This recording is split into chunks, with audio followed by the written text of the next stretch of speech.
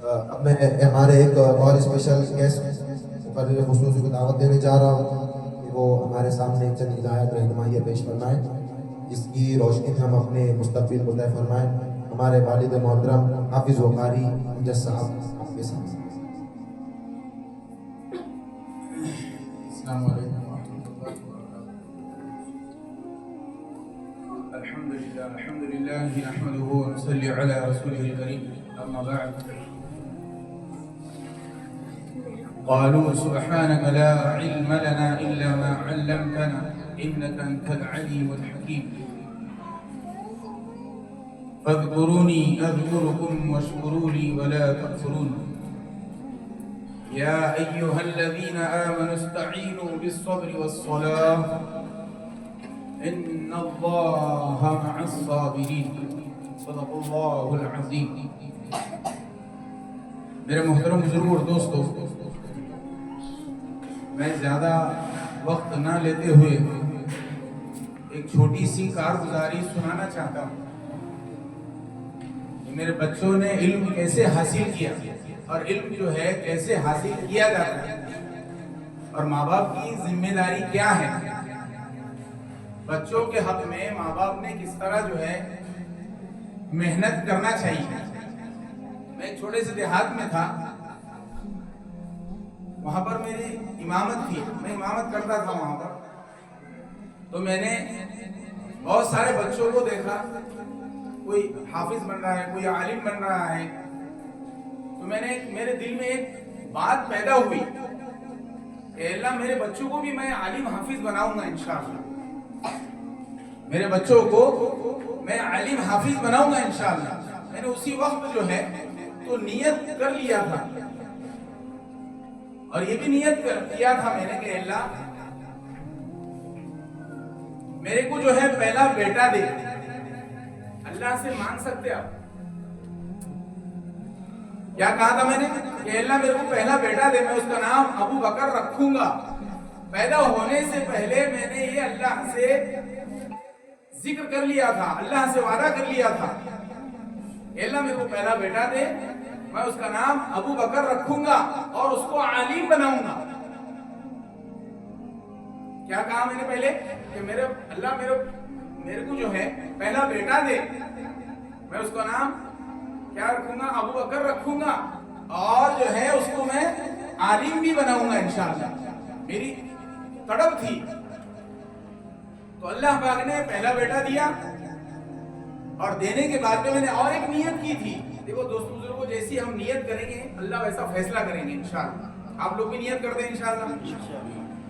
تو میں نے پہلا بیٹا میرے کو یہ ہوا ابو بکر، مولانا ابو بکر آپ کے سامنے ہیں۔ تو 19 اپریل کو ہوئے، اور میں نے اور نیت کی کہ اللہ میں 4 مہینے جماعت میں جاؤں گا، مولانا 4 مہینے میں جماعت میں جاؤں گا۔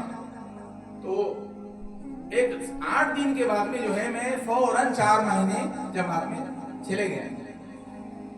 جو میں نے اللہ سے وعدہ کیا تھا میں نے اس کو پورا کیا، اور دوسری مرتبہ اللہ سے میں دعا کر رہا تھا۔ ایک دوسرے دیہات میں امامت کرتا تھا، دعا کیسے قبول ہوتی ہے دوست بزرگوں، یہ ہم ذہن نشین کر لیں کہ اللہ، ہم بولتے ہیں دعا کیسی قبول ہوتی، سمجھ میں تو نہیں آتا، لیکن دعا ہوتی قبول کیسی ہے دوست بزرگوں، ہم اس کو ذہن نشین کر لیں۔ اللہ بتاتے ہیں کہ دعا کیسی قبول ہوتی۔ میں جمعہ کی نماز پڑھا کے اللہ سے دعا کر رہا تھا کہ اللہ میرے کو اور ایک بیٹا دے، میں اس کا نام حمزہ رکھوں گا۔ کیا رکھوں گا؟ حمزہ رکھوں گا، اور اس کو بھی عالم حافظ بناؤں گا انشاءاللہ۔ تو اللہ نے دوسرا بیٹا دیا۔ دعا مانگ ہی رہا تھا میں، اور ایک بات سن لو، دعا مانگ ہی رہا تھا تو ہمارے بھائی بسم اللہ سیٹ بول کے، دیہات کے ہمارے بھائی، میرے بھائی ہے تو کہا کہ حافظ صاحب آپ کو بیٹا مبارک۔ میں نے منہ پہ سے ہاتھ بھی نہیں پھیرا تھا، اللہ سے دعا ہی مانگ رہا تھا، اللہ میرے کو بیٹا دے، میں اس کا نام حمزہ رکھوں گا اور اس کو عالم حافظ بناؤں گا انشاءاللہ۔ تو آپ کے سامنے یہ دعا کا اثر ہے، اللہ نے دعا قبول کیا۔ میں تیسری اور دعا کیا میں نے کہ اللہ میرے کو اور بیٹا دے، میں اس کو نام ابراہیم رکھوں گا۔ اس کا نام بھی میں نے ابراہیم رکھا۔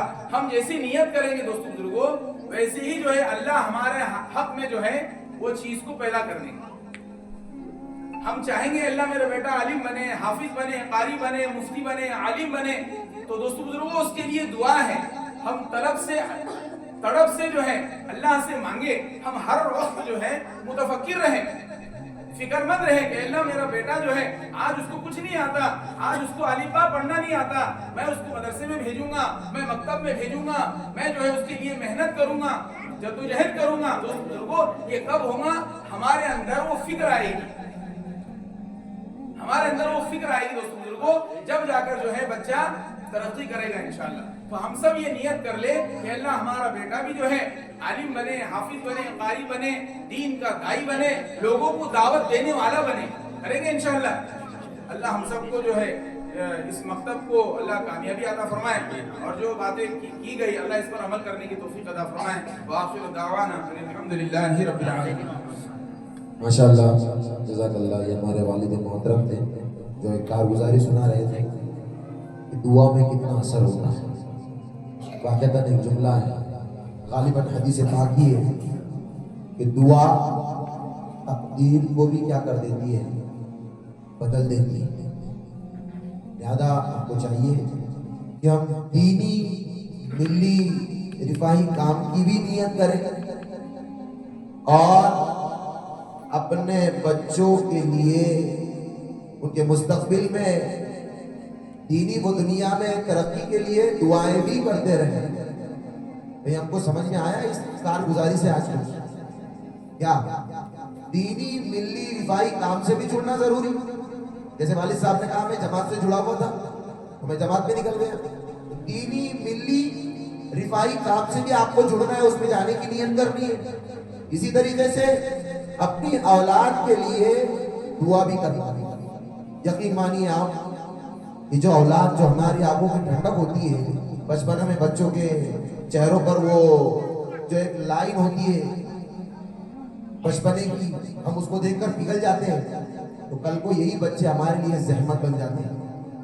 बहुत सारे माँ बाप दुआ करते हैं कि मेरा बच्चा मर जाना था। तो मेरे भाइयों, हमेशा याद रखिए कि हमारे बच्चों के लिए दुआ और अपने आप को दीनदार बनाने की कोशिश और फिक्र हमेशा, बोलिए भाई, करते रहना चाहिए।